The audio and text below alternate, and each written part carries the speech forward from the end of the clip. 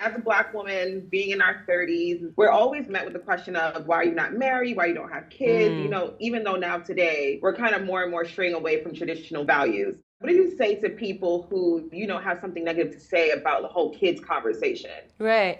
I mean, I think it depends on the person. If you don't have traditional values, I think there's got to be joy in that. Like, you're moving to the beat of your own drum.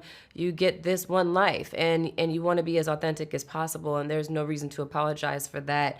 Even if someone else doesn't get it, that's fine. They don't have to get it because they don't have to live it. And then if you do have more traditional values, which in a lot of ways I'm both extremely traditional and completely not traditional at all, and I own all of it. I love all of who I am. And I just now in the last like 2 years have gotten to a place where I'm like, yeah, I think I am, about ready for kids, whereas previously, even at like 37, 36, I was like, no, no, no.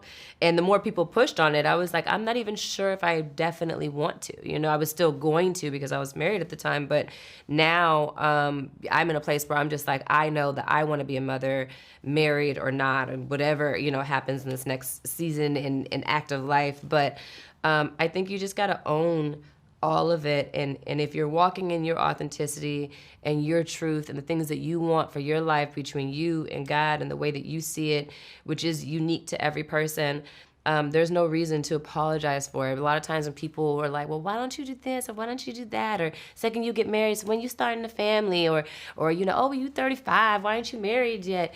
Nigga, because I ain't found the right person. Or how about I don't want to? Or I don't want to share my house with nobody. Or you know what? There'll be a time for that. Right now I'm traveling and focused on whatever it may be. As long as you're putting things in place for what you want, I think things happen on the timetable between you and God. And I think there's joy in that, because in the seasons before those things happen, the things that are happening currently in this season are supposed to be happening, and you're supposed to be present for those things.